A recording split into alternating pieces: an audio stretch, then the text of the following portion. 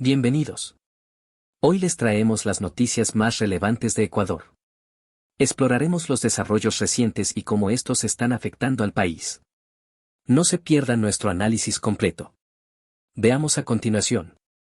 Bien, el otro tema es, somos que salen los grupos focales, pero ¿dónde salen? O sea, repiten la narrativa que tenemos vínculos con los grupos de crimen organizado.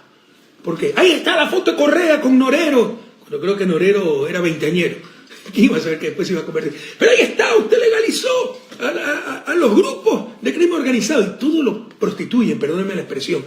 Nosotros lo que hicimos fue pacificar las pandillas en 2008 en Guayaquil, que fue un éxito completo, dio la vuelta al mundo. Él tiene publicaciones, ahí sí, tiene publicaciones del éxito de nuestro proceso, ¿no? Disminuyó espectacularmente hasta hacer crímenes.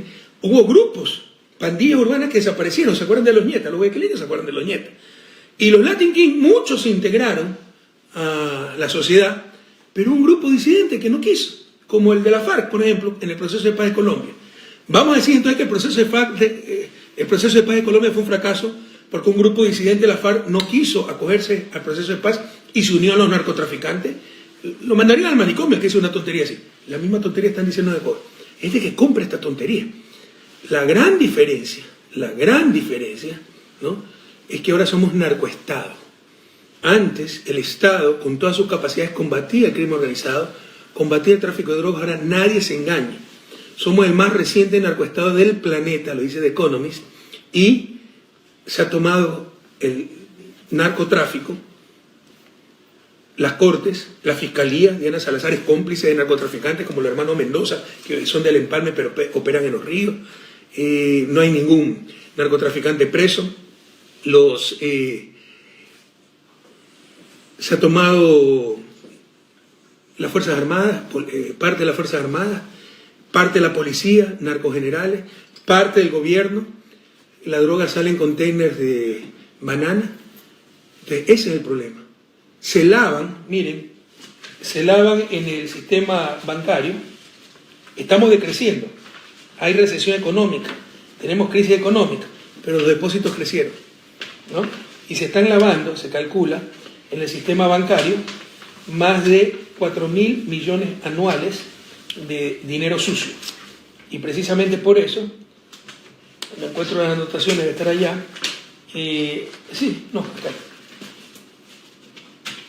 Y precisamente por eso, acá está, ¿ya? 2 veces tengo Sacha, ¿no? Bueno, creo que aquí hay un error. En todo caso, se está lavando en el sistema bancario más de 4.000 millones anuales. ¿Ustedes creen que a los banqueros les conviene acabar con el crimen organizado? ¿Somos nosotros los narcotraficantes? Somos nosotros que estamos con el crimen organizado, los que siempre hemos combatido esas cloacas, nido de corrupción que se llaman paraísos fiscales, donde se pone su plata los Lazos, los Novoa, los verdaderos corruptos, plata que ni siquiera entra al país. Y hay gente que cree esas tonterías, yo ni fumo, pero ahora somos narcopolíticos. ¿Cuál es la realidad? Y aquí está la realidad. Nosotros metimos preso a varios líderes de las bandas criminales. En el 2008 Rasquiña, lo soltaron en el 2020 con María Paula Romo Moreno. En el 2011 Fito se le escapó como Juan en su casa a Novoa en diciembre de 2023. Se enteraron una semana después de que se había escapado. Dicen que tiene pacto con Fito. Dicho sea paso, la compañía de Fito fue asambleísta por Novoa. Junior, ¿no? Lo metimos preso en el 2009, salió en el 2023 el gobierno de Lazo. Revisen. Dritta Rexepi, uno de los líderes de la mafia mediática, lo metimos preso en el 2015. Lo liberó Lazo en el 2021. Pero usted dejó entrar con la ciudadanía universal, así de tonterías que se dicen de la mafia mediática, la mafia albanesa, también la mafia mediática, la mafia albanesa. ¿Cuántos albaneses creen que hay en Ecuador? 200.000, 20.000. Hay 200.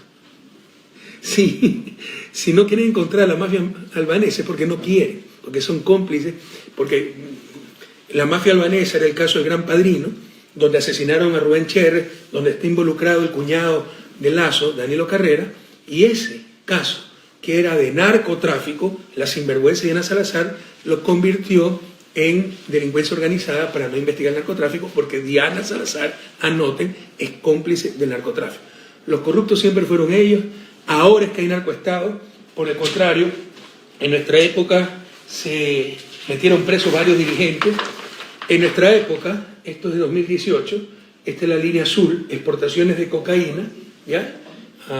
Del puerto de Guayaquil, de Paranagua, Brasil, los otros colores, de Santo Brasil, el amarillo, de Moín, Costa Rica, de El Salvador, Brasil. El azul son las exportaciones de drogas del puerto de Guayaquil. Fíjense lo que era. Y con el gobierno de Moreno y Lazo es que esto se dispara. Son cifras. Entonces nosotros pactamos con el narcotráfico y por eso tenemos paz. Esos son los mediocres, queridos jóvenes. Que si ustedes son buenos alumnos, el mediocre, el vago, le va a decir, es que tú copias. Le lanzan esa infamia y es el bueno, el que estudia, el que cumple sus responsabilidades, el malo.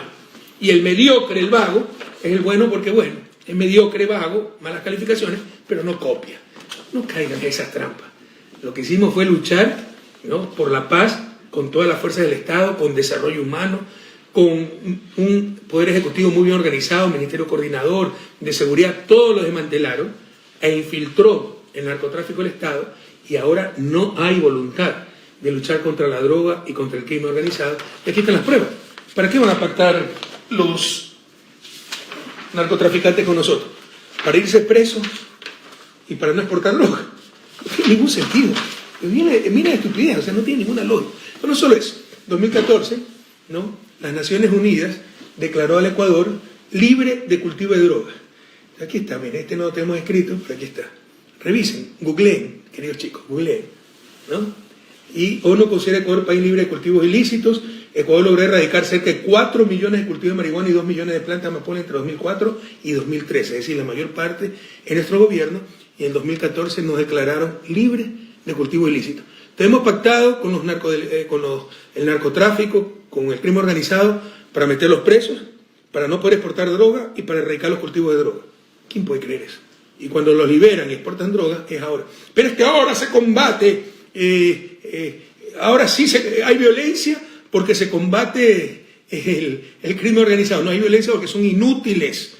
Por ejemplo, las Fuerzas Armadas deberían estar cuidando la frontera sur, por donde entran las armas, y la frontera norte, por donde entra la droga, viene el Putumayo colombiano, pero en lugar de eso los tienen haciendo show, entrando con tanquetas a Durán, como si con tanquetas se combate el crimen organizado, en donde se necesita inteligencia, coordinación internacional, alta tecnología, detectar la ruta del dinero, detectar la salida de droga, que todo el mundo sabe que salen contenedores de banana del puerto de Guayaquil. Entonces, esa es la segunda gran mentira, ¿no? Y está instalado, lo hemos estudiado, les estoy hablando los resultados de ese estudio. Venezuela, que estamos en relación con el crimen organizado, ¿no?, cuando ahora es que tenemos el narcoestado, y en nuestra época, pues, a los líderes de los grupos delincuenciales se los metía presos, no se los liberaba, y no había exportación de droga. Ahora somos el principal exportación, gran exportación, siempre se ha exportado un poco, pero ahora somos el principal exportador de cocaína del mundo, y no había lavado de dinero como el que ahora hay evidentemente en el sistema bancario, y se eliminaron los cultivos de droga. Entonces, ¿quién puede creer una tontería así? Pero hay gente que la cree, por el odio, ¿no?, para repetir la narrativa. En realidad logramos pacificar al país, ponerlo como ejemplo de seguridad a nivel latinoamericano y a nivel mundial. Fuimos el segundo país más seguro de América Latina, ahora somos el más violento de América Latina. Esa es la triste realidad. Como les decía también, pues la economía decrece y los depósitos crecen, ¿no? La tercera mentira que se ha instalado, a ver, tenemos Venezuela, crimen organizado, y nosotros promovimos la droga porque ahí está la tabla de droga, los umbrales de droga. Jóvenes, no se dejen engañar tan burdamente, y por eso en los colegios se consume droga. No se dejen engañar tan burdamente. Los umbrales de droga es para diferenciar entre consumidor y productor, no productor, más bien traficante. Es prohibido para los menores de 18 años. Pero como ustedes permitieron el consumo de droga, la gente fumaba en los buses, fumaba en las calles. Eso está prohibidísimo, es como beber en los buses, beber en las calles. Pero eso ya le corresponde a la policía, le corresponde a los municipios. Ya no puede estar pues el presidente detrás de todo, eso jamás se ha permitido.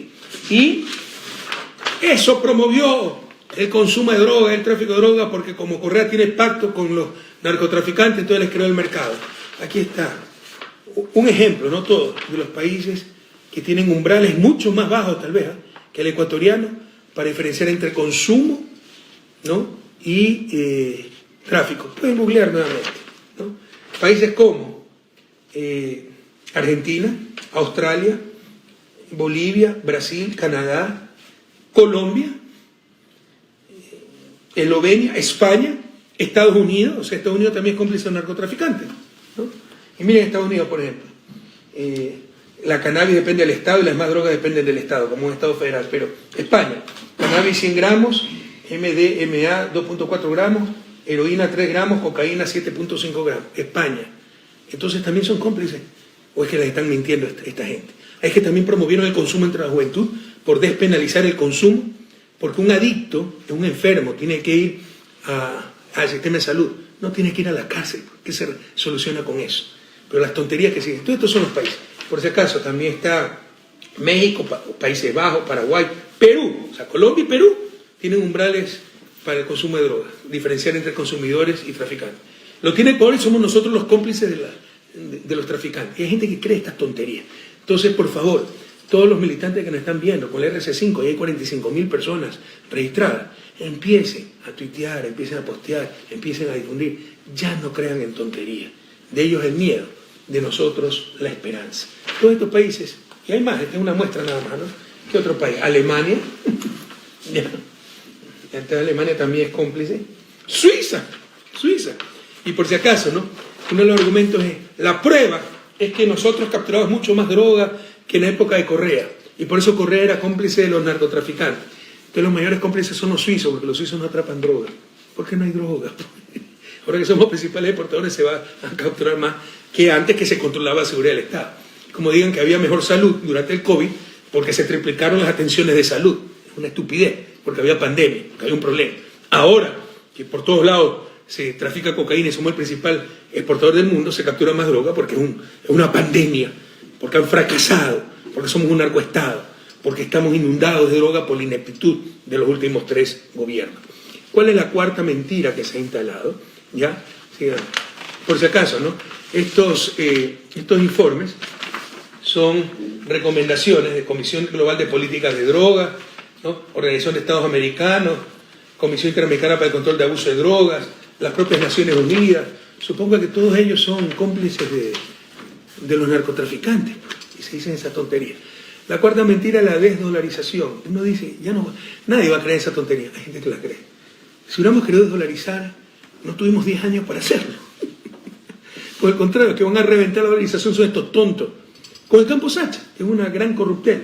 O sea, el mismo teléfono que el ordeño, la familia Novoa. O sea, con razón estaban tan entusiastas en regalar la joya de las coronas, el campo más importante del Ecuador, porque es de ellos mismos, ¿no? Hay testaferros por ahí, pero es un negocio de Novoa mismo. Con eso, ¿no? Sí, nos dan 1.500 millones ahora, sí, y después van a sacar miles de millones durante años. Y si salen dólares, revientan la dolarización. Entendamos que son ellos, con sus políticas estúpidas, con su codicia, con los tratados de libre comercio, con países que pueden devaluar su moneda, de salario más bajo, de mayor tecnología, los que van a reventar la dolarización. Pero uno dice, no, yo no voy a creer esa tontería así. Hay gente que la cree. Ah, pero a usted no le gusta la dolarización. Sí, yo nunca hubiera dolarizado. ¿Por qué no ha dolarizado Colombia, Perú, Brasil, México? ¿Son todos estúpidos? ¿O es para que las monedas nacionales sigan paradas? Pero ya está. Entonces, salir de la dolarización sería un cataclismo. El costo sería extremadamente alto. Se caería cualquier gobierno y quebraría el país. O sea, el daño es enorme, porque el costo sería muy alto. Entonces, lo que hay que hacer es fortalecerla y ajustar la política económica a un régimen dolarizador que es una camisa de fuerza. Tiene ventaja controlar la inflación, sin lugar a dudas. Un tipo de cambio fluido extremo controla la inflación. Transparentar las cifras, por eso en principio atrae inversión extranjera que nunca vino. ¿Por qué? Porque se perdió la seguridad. Tiene grandes desventajas. Es más fácil para el crimen organizado lavar dinero, porque ya no se deja rastro en el mercado cambiario. Es mucho más difícil competir, promover exportaciones, controlar importaciones. Es mucho más difícil fomentar el crecimiento y el empleo. Pero hay que tratar de maximizar las ventajas y minimizar las grandes desventajas que tiene el sistema dolarizador y sobre todo cuidarlo. Pero es tan fácil como esto. Para mantener el sistema dolarizador deben ser más los dólares que entran que los que salen. Y con todas las estupideces que está haciendo esta gente, libre comercio, a entregar sacha. Ahorita sí reciben plata, pero después solo reciben de una sola plata. 1.500 millones les van a pagar a su propio negocio. Pero después, durante 20, 30 años va a salir plata. Y eso revienta la organización, entendamos. Aquí hay gente que sabe lo que hay que hacer y lo hacemos por el bien común. La gente no sabe lo que hay que hacer y lo poco que hace es para su bolsillo, para sus negocios, ¿no? Y el último tema, ¿no? La corrupción. Eso sí duele, porque si hay una batalla que no puede perder la izquierda, es la batalla moral. Los corruptos siempre fueron ellos. ¿Ustedes creen que si fuéramos corruptos nos han puesto la inteligencia del Estado, han contratado compañías, la CIA, Estados Unidos, ya no hubieran descubierto $1 mal habido, mío, de Jorge Glass? Pero es tan evidente. Cada vez que se ponen a buscar la ruta del dinero encuentran su dinero mal habido. Todas las empresas, las cuentas de Lazo en Delaware, en los países fiscales de Estados Unidos, una vergüenza. Y Novoa también las tiene ahí. Pero datos, no relatos. Miren la corruptela de este gobierno en tan solo un año. Petronovoa, eso es gravísimo. Por lo que persiguieron a Aquiles, era ellos lo que estaban haciendo. El hermano de Novoa hizo esa compañía en 19 días. Recibieron 97.000 barriles, han vendido como 1 millón de barriles. ¿Qué es lo que hacen, no? Compran barriles subsidiados, galones subsidiados de gasolina, de diésel, de hidrocarburos, ¿ya? Para el consumo particular. Y lo que hacen es venderlas a las industrias y a sus industrias mismas. Y con eso ganan millones y perjudican en los mismos millones al Estado. Eso está más que comprobado. Por eso se habría caer el gobierno. Pero hay total impunidad. Ustedes han visto que Diana Salazar ha hecho algo, los allanamientos, las estupideces de siempre que hace contra otra gente, esa sinvergüenza, ¿no? Lo de Sacha es un atraco. Es un atraco. Pero el teléfono es el mismo que el ordeño. La empresa que le quitó el desayuno escolar a otra empresa, a la factoría, ¿no? Y es de los Novoa. Entonces, claro que Sacha, detrás de Sacha están las empresas de los Novoa, dejaron pistas, son torpes. Se evidenciaron. Miren cuánta corruptela. A Félix Bon lo mandaron a Colombia por todas sus corruptelas, pero no lo denunciaron, no lo metieron preso, ¿no? Y si ustedes quieren luchar contra la corrupción, si tienen que meter preso a su propio hermano, tienen que hacerlo. Como yo le quité los 10 contratos a Fariso Correa cuando se descubrió que todo era irregular, que había hecho empresas de papel a mi espalda, etc.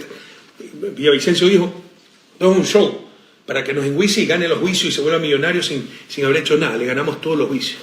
Los 10 juicios se los ganamos, ¿no? En todo caso, ahora hay corrupción institucionalizada. La ven hasta en el registro civil. ¿Viste? Paciencia todo el mundo. Los tramitadores, la venta de cupos en universidades, en escuelas. Nuevamente la corrupción por todos lados. Donde meten el dedo sale puso, ¿no? Por el contrario, le hacen creer a nuestros jóvenes que, es que usted tuvo el caso Poli, ¿cómo es Poli, no? Sí. Que Poli no era de la función ejecutiva, por el amor de Dios, era contralor. Es como decía corrupto Saquicela y es culpa entonces del gobierno que estaba en ese momento, ¿no? Entonces no tiene sentido, ya no saben qué decir. Entonces Celi, que también fue un corrupto, entonces tenemos que reconocer que Trujillo, Moreno, todo lo que lo pusieron ahí, ellos sí lo pusieron a Celi, son unos corruptos. Yo no puse a Poli ahí, lo puso la partidocracia apenas llegué al gobierno. En esa época el Congreso presentaba una terna, en esa terna era la terna encabezada por Poli. Pero este es el ranking de corrupción de Transparencia Internacional. Cuando yo llegué al gobierno, estábamos en el puesto 180, 181, 180. Mientras más alto el ranking, más corrupción.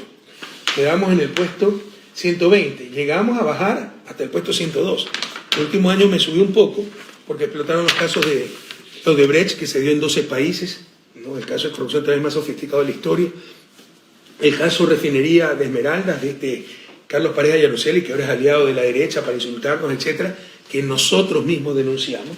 Entonces, cambió la percepción un poco y subimos 20 puntos. Pero pese a ello, bajamos al puesto 181 al puesto 130, ¿ya?